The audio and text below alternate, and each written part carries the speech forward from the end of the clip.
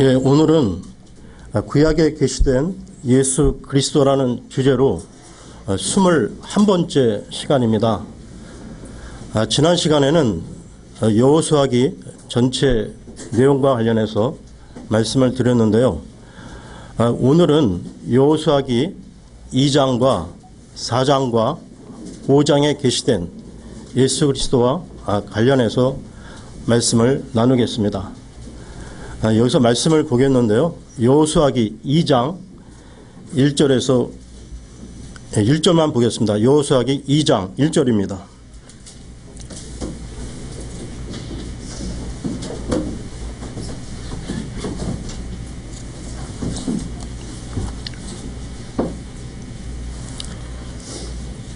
눈의 아들 여호수아가 은밀히 정탐하려고 시팀에서 두 사람을 보내며 이르되 가서 그 땅과 여리고를 엿보라 하매 그들이 가서 라합이라는 이름의 창녀의 집에 들어가 거기에 머물더라. 지금 이 구절의 상황과 시점은 이스라엘이 그 여리고성을 공격하기 전에 있었던 일입니다. 여호수아는 두 정탐꾼으로 하여금 그 여리고 지역을 정탐하도록 했는데요.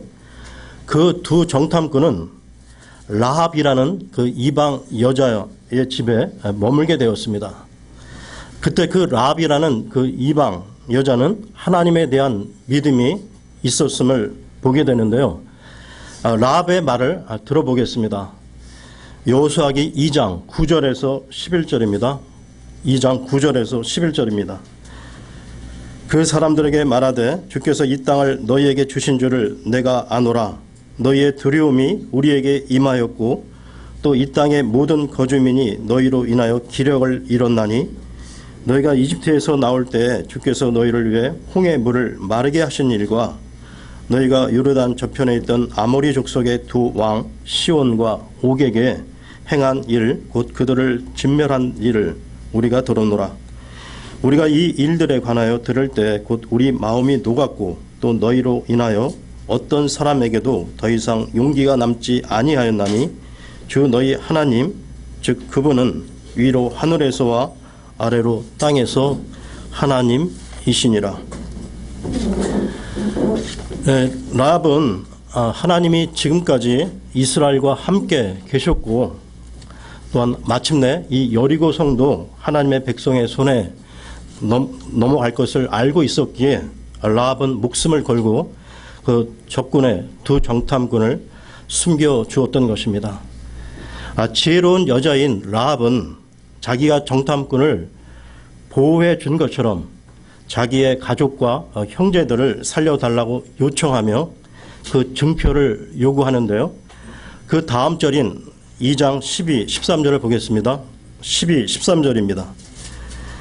그러므로 이제 청하건대 내가 너희에게 친절을 베풀었은즉 너희도 내 아버지 집에 친절을 베풀 것을 주를 두고 내게 맹세하며 내게 참된 증표를 주고 또 내 아버지와 어머니와 형제들과 자매들과 그들에게 속한 모든 자를 살려두며 우리의 생명을 죽음에서 건져내라 하니 라합은 정탐꾼을 도피시킬 때 자기 집 창문에서 그 밧줄로 그들을 달아내려 성벽 밖으로 피신하도록 도와주었는데요. 무사히 그 탈출하게 된 두 정탐꾼은 앞으로 여리고 성이 함락될 때 라합의 가족을 살릴 증표는 붉은 주홍색 줄이라고 말하면서 그 줄을 라합에게 건네주게 되는데요. 그 줄을 집 창문에 매달아 두면 그 집의 가족들이 죽음을 면하게 될 것이라고 약속을 하게 됩니다. 여호수아기 2장 18절을 보겠습니다. 2장 18절입니다.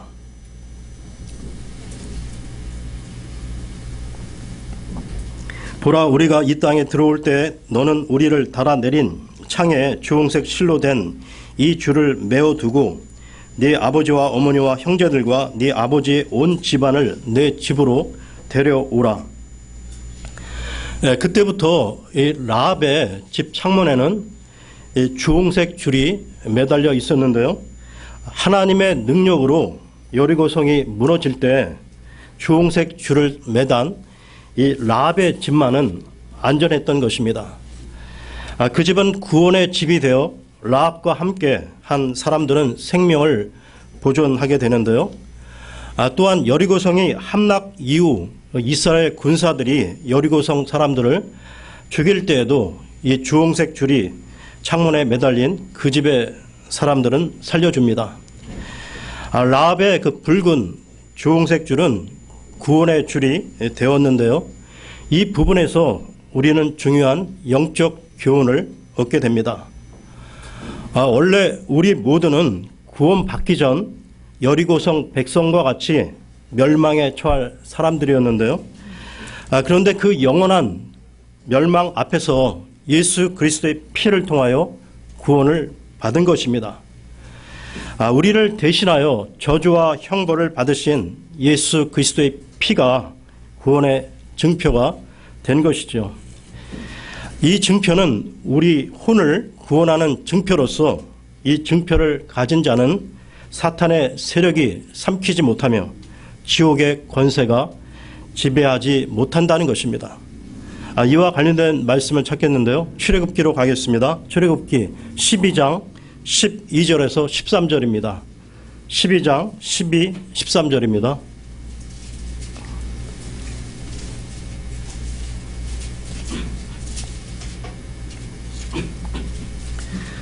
내가 이 밤에 이집트 땅을 두루 지나가며 사람이나 짐승을 막론하고 이집트 땅에 처음 난 모든 것을 치고 또 이집트의 모든 신에게 심판을 집행하리라.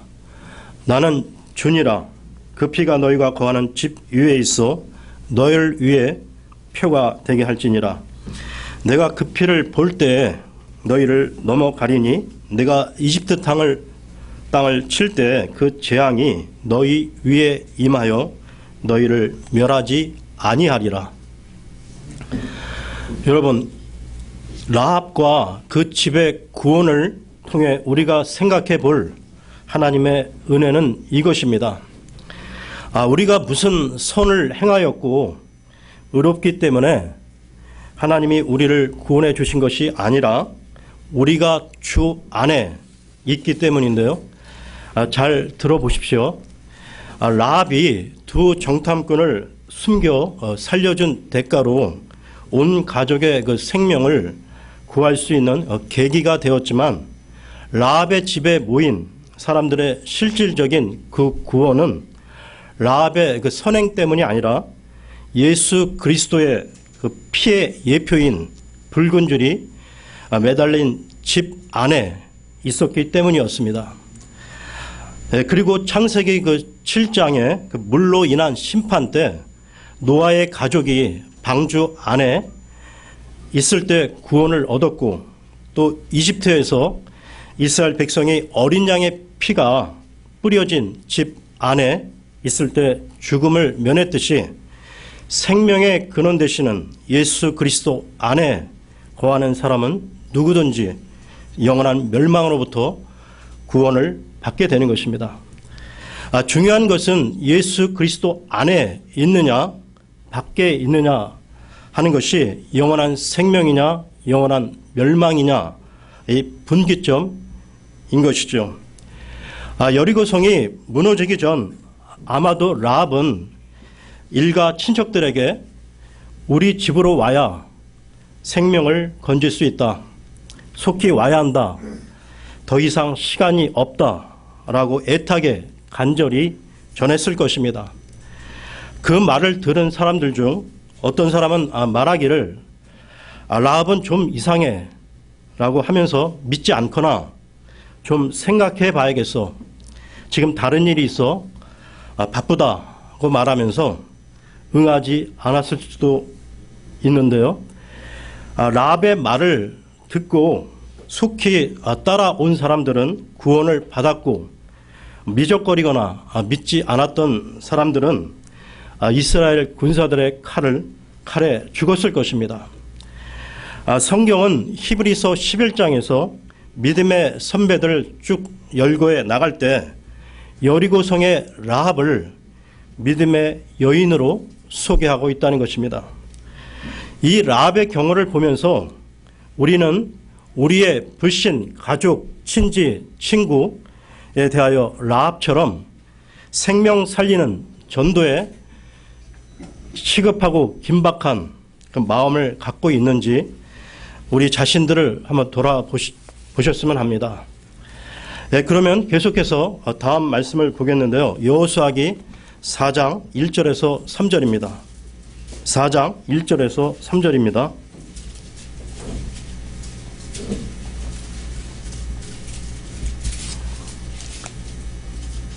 온 백성이 깨끗하게 요르단을 건너매 주께서 여호수아에게 말씀하여 이르시되 너희는 백성 중에서 각 지파에서 한 사람씩 12사람을 취하고 그들에게 명령하여 이르기를 이제 너희는 요르단 한가운데 곧 제사장들의 발이 굳게 선 그곳에서 12개의 돌을 취하고 그것들을 가져다가 이 밤에 너희가 머무를 곳 즉 머무는 장소에 두라 하라 하시니 하나님께서는 여호수아에게 이스라엘 백성이 요단강을 건넌 후에 강 한가운데서 주운 12개의 돌을 가져다가 기념석을 세우도록 명하셨는데요. 이 12개의 돌을 왜 기념하라고 했는지 말씀 가운데 확인해 보겠습니다. 여호수아기 4장 20절에서 24절입니다. 20절에서 24절입니다. 여호수아가 그들이 요르단에서 취한 그 12개의 돌을 길갈에 세우고 이스라엘 자손에게 말하여 이르되 이후에 너희 자손들이 자기 아버지들에게 물어 이르되 이 돌들은 무엇을 뜻하나이까 하거든 너희는 너희 자손들에게 알려주며 이르기를 이스라엘이 마른 땅을 밟고 이 요르단을 지나갔느니라. 주 너희 하나님께서 우리가 지나갈 때까지 홍해를 우리 앞에서 마르게 하신 것 같이 주 너희 하나님께서 너희가 건널 때까지 요르단의 물들을 너희 앞에서 마르게 하셨나니 이것은 주의 손이 강력함을 땅의 모든 백성들이 알게 하려 하심이며 또한 너희가 주 너희 하나님을 영원토록 두려워하게 하려 하심이라 하라 하니라. 그들은 각 지파에서 선택된 12사람이 요단강 그 한 가운데서 한 개씩 어깨에 메고 가지고 나왔는데요. 어깨에 멜 만큼 무겁고 제법 큼지막한 돌이었습니다. 이 돌들은 그들에게 보이지도 않았고 건져 올 수도 없었던 곳에 있었던 숨겨진 돌이었는데요. 강변에 놓인 돌을 옮긴 것이 아니라 깊은 강바닥에 잠겨 있었던 돌이었습니다.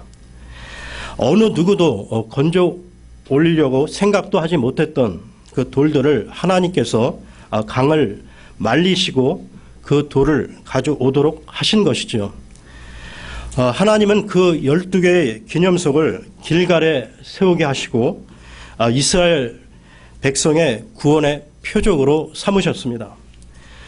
이스라엘 백성이 요단강을 건너기 전 그동안 그들은 이집트에서 종살이를 하면서 억압의 고통 가운데 신음하였고 그리고 40년 동안 광야의 그 모래바람을 맞으며 방랑의 세월을 보낸 후 마침내 하나님이 약속하신 꿈의 땅 앞에 섰던 것입니다.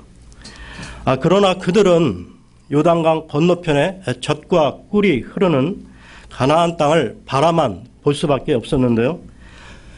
불가능을 가능하게 하신 하나님이 강물이 끊어지게 하시고 그 땅을 마른 땅으로 통과하게 하신 것입니다.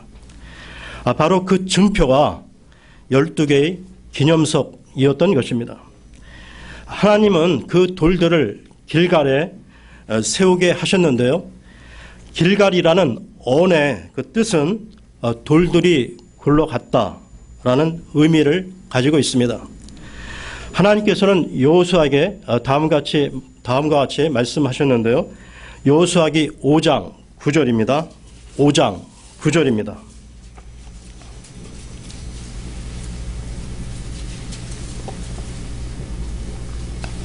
주께서 여호수아에게 이르시되 이날 내가 너희에게서 이집트의 수치를 떼내어 굴러 가게 하였노라 하셨으므로 그곳의 이름을 이날까지 길갈이라 하니라. 길갈에 세워진 이 돌들은 이스라엘의 죄와 수치들이 다 굴러가고 억압과 고통의 시간들이 다 굴러가고 새로운 땅 가나안의 복지를 밟게 한 기념석이 되었던 것이죠. 이 상징적인 의미에서 우리는 예수 그리스도의 십자가를 연상하게 됩니다. 예수님의 십자가는 우리가 도저히 감당할 수 없는 죄에 대한 저주와 형벌을 대신한 것으로 어느 누구도 대신 감당할 것이라고는 상상도 못했던 바로 그 무거운 죄 덩어리를 주님이 우리 대신 담당하신 건데요. 이사야서 53장으로 가겠습니다. 53장 4절에서 6절입니다. 이사야 53장 4절에서 6절입니다.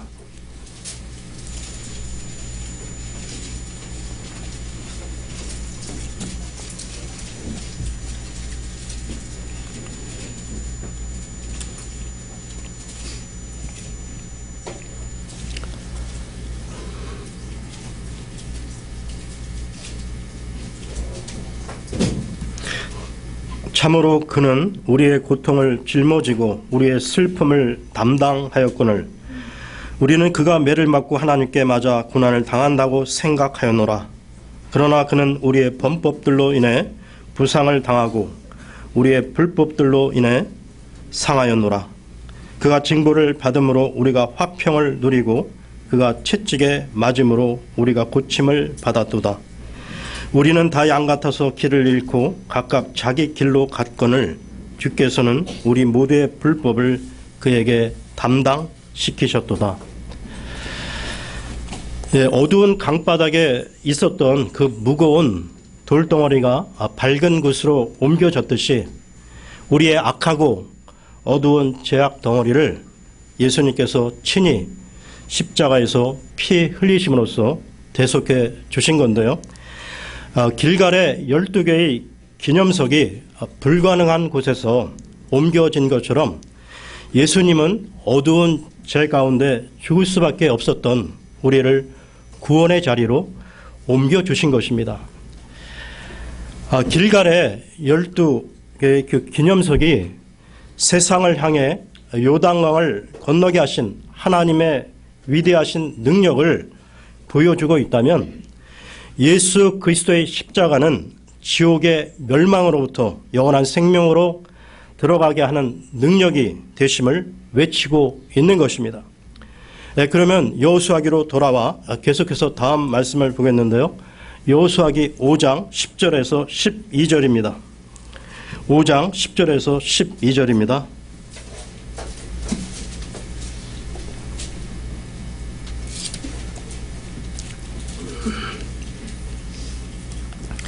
이스라엘 자손이 길갈에 진을 쳤고 그달 14일 저녁에 여리고 평야에서 유월절을 지켰으며 유월절 다음 날에 그 땅에 묵은 곡식을 먹되 바로 그날에 누르고 없는 납작한 빵과 볶은 곡식을 먹었더라.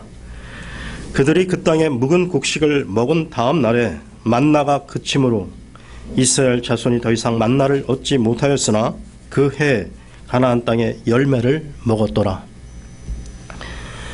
이 만나는 40년 광야 생활 가운데 200만 이스라엘 백성들이 에게 하나님이 매일 하늘에서 내려주시던 양식이었죠. 그것이 요단강을 건너 가나안 땅에 그 곡식을 먹은 바로 그 다음 날에 그쳤던 것입니다. 이스라엘 백성들이 가나안에 들어갔을 때는 수확철이 막 시작되었을 때였는데요. 그래서 가나안 땅 어디에서나 풍성한 먹거리를 구할 수 있었던 것입니다. 이처럼 하나님이 자신의 백성들의 그 삶을 인도하시는 타이밍은 너무나 정확하다는 것이죠. 다음 말씀을 보겠습니다. 여호수아기 5장 13절에서 15절입니다. 13절에서 15절입니다. 여호수아가 여리고 옆에 왔을 때 눈을 들어보니 보라, 한 남자가 칼을 빼어 손에 들고 마주섰으므로 여호수아가 그에게 가서 그에게 이르되 너는 우리 편이냐 우리 대적들의 편이냐 하매 그가 이르되 아니라 나는 지금 주의 군대의 대장으로 왔느니라 하니 여호수아가 얼굴을 땅에 대고 경배하며 그에게 이르되 내 주께서 자신의 종에게 무슨 말씀을 하려 하시나이까 하매 주의 군대의 대장이 여호수아에게 이르되 네가 선 곳은 거룩하니 내 발에서 신을 벗으라 하매 여호수아가 그대로 행하니라. 지금 이 사항을 설명하면 여호수아는 이스라엘 백성들이 여리고성을 정복하기 전에 여리고의 그 상황을 알아보기 위해 진영을 떠났는데요. 여호수아가 그 여리고에 다다르자 갑자기 어떤 사람이 그 손에 칼을 들고 여호수아 앞에 나타나 마주섰던 것입니다. 여호수아는 그에게 나아가 당신은 우리 편이냐 아니면 적의 편이냐 하고 물어보는데요. 그 사람은 아니라 나는 주의 군대 대장으로 왔다고 말을 하자 그 위험 앞에 여호수아는 경외의 마음으로 그 사람 앞에 꿇어 엎드리게 됩니다. 이때 신을 벗으라는 명령을 받은 여호수아는 순복의 자세로 신을 벗으며 순종합니다. 전에 그 출애굽기 그 3장에서 모세가 불이 붙었지만 소멸되지 않는 그 떨기나무 앞에서 주님의 명령에 따라 신을 벗었던 것을 기억하실 텐데요. 출애굽기 3장 4절에서 5절을 보겠습니다. 출애굽기 3장 4절에서 5절입니다.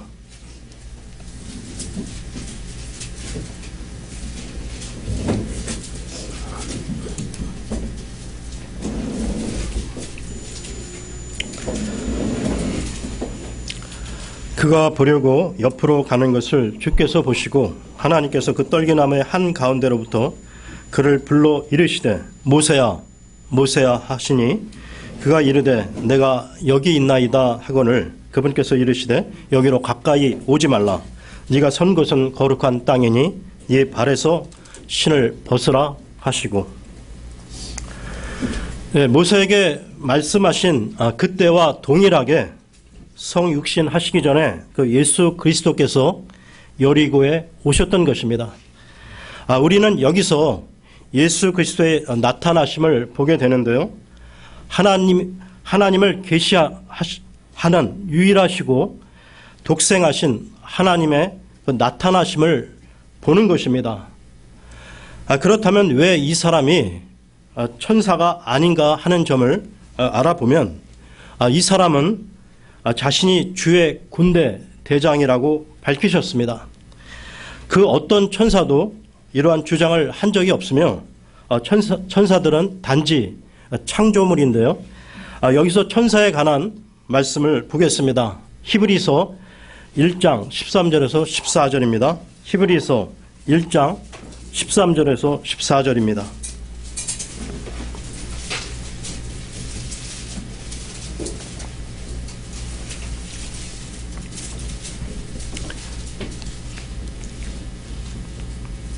그분께서 어느 때 천사들 중에 누구에게 내가 내 원수들을 네 발받침으로 삼을 때까지 내 오른편에 앉아 있으라 하셨느냐. 그들은 다 구원의 상속자가 될 자들을 위해 섬기라고 보내어진 섬기는 영들이 아니냐. 그리고 또한 여호수아는 그 사람이 주이심을 깨닫고 그 발 앞에서 경배하기 위하여 무릎을 꿇었다는 점입니다. 만일 이 사람이 주님이 아니었다면 그는 여호수아의 경배를 받아서는 안 되는 것이죠. 오직 주 하나님만이 경배를 받기에 합당하신 분이십니다. 우리는 그 사람이 아버지 하나님께 완전한 승리의 영광을 돌릴 군대 대장이라는 사실에서 그분이 성육신 하시기 전에 예수 그리스도이심을 알 수 있는데요. 그 어떤 사람도 이러한 완전한 승리의 전쟁을 계획할 수는 없다는 것입니다. 예수 그리스도만이 영원한 승리의 대장이시지요.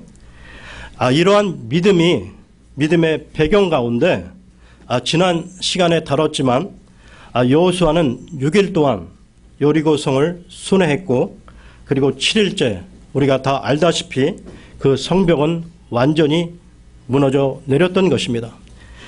이처럼 여리고성 함락의 배경에는 우리 주 예수 그리스도가 군대 대장으로서 함께 계셨다는 것입니다. 네, 오늘은 여기까지 하겠습니다.